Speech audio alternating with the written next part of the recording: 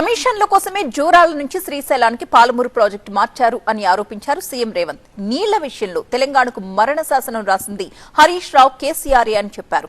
రాజకీయంగా ఉనికిని కాపాడుకోవడానికి తమ ప్రభుత్వంపై బురద చల్లే ప్రయత్నం చేస్తున్నారని అన్నారు. కేసీఆర్ అసెంబ్లీకి వచ్చి మాట్లాడాలన్నారు సీఎం రేవంత్. 1000 కోట్ల కమిషన్లు ఎవరి జేబుల్లోకి వెళ్లిపోయాయో బయటకు తీస్తామన్నారు ఆయన.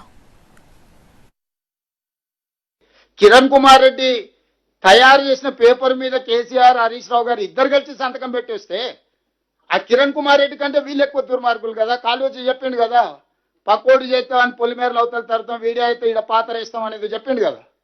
సో అది సరిగ్గా వీళ్ళిద్దరికి వర్తిస్తుంది. ఆ రోజు ఇరిగేషన్ మినిస్టర్ హరీష్ రావు గారు, చీఫ్ మినిస్టర్ కేసీఆర్ గారు, వీళ్ళిద్దరిని ఊరేసిన, నేను అథారిటీగా చెప్తున్నా, వాళ్ళిద్దరిని ఈ జలాల విషయంలో చేసిన అన్యాయానికి హరీష్ రావు గారిని, కేసీఆర్ గారిని ఊరే తీసినా తప్పు లేదు.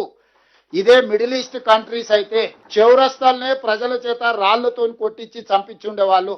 కృష్ణా జలాలు గాని, భీమా జలాలు గాని పాలమూరులకు ఎంటర్ కాగానే తల దగ్గరనే మనం ఒడిసి పట్టుకుంటే సుక్క నీరు ఇయ్యాల రాయలసీమ, ఆంధ్రప్రదేశ్ తీసుకుపోనీకి. అది పోతిరెడ్డిపాడు కావచ్చు, ముచ్చుమరి కావచ్చు, మాల్యాల కావచ్చు, రాయలసీమ కావచ్చు, ఎవరికి చుక్క నీళ్ళు దొరకకపోతుండే.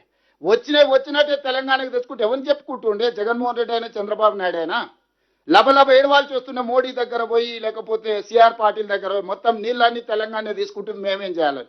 తెలంగాణ లోపలికి వచ్చి చంద్రబాబు నాయుడు లేకపోతే జగన్మోహన్ రెడ్డి ఆపగలుగుతుండే? జూరాలలో ఉండుంటే రైట్, ఎంక్వైరీకి ఆర్డర్ ప్లేస్ చేద్దాం, మనం తప్పు చేస్తే మన సంగతి తెలుస్తాం, వాళ్ళు తప్పు చేస్తే వాళ్ళ సంగతి తెలుస్తాం, ఎంక్వైరీ ఆర్డర్ ఇద్దామని ఎప్పుడైతే చెప్పినామో ఈ వాసన పసిగట్టిండు. హరీష్ రావుకి ఇట్లాంటి వాసన చూసే అలవాటు బాగా పర్ఫెక్ట్గా ఉన్నది. ఇప్పుడు ఏమంటుండు, ఇంకా కృష్ణా నది మీద చర్చ వదిలేసిండు. లేదు బంకచర్ల నుంచి మీరు నల్లమల సాగర్ను మీరు అనుమతిస్తున్నారు, చంద్రబాబు నాయుడుకు తాకట్టు పెట్టిండు అని. పెద్దలందరూ ఉన్నారు కదా. ఎవరైనా తెలంగాణ ప్రజలకు ప్రాతినిధ్యం వహించేవాడు తెలంగాణ రైతుల యొక్క హక్కులను తాకట్టు పెట్టడానికి కలలోనైనా నిద్రలోనైనా ఎవడన్నా ఆలోచన చేస్తాడా? ఆయన చేసిండు, అనుభవించిండు, ఇంటికి పోయిండు. ఇప్పుడు మన మీద ఆ దుమ్మెత్తిపోయాలి, అతికించాలనే ప్రయత్నం చేస్తుండు.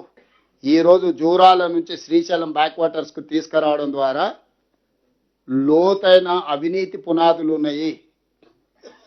ఈ రోజు నేను ఎందుకు సభలో చర్చకు పిలిచినా, సభలోనే మాట్లాడదాం, మీరు రాండి, సభలో మీ గౌరవానికి, మీ వాదనకి ఎక్కడ ఆటంకం కలిగించాం, మీ వాదన బలంగా వినిపించండి అని నేను ఈరోజు మీ అందరికీ చెప్పదలుచుకున్నా. చంద్రశేఖరరావు గారు వచ్చి మాట్లాడాలి, దీని మీద ఇన్వెస్టిగేషన్కి ఆర్డర్ ఇవ్వాలి.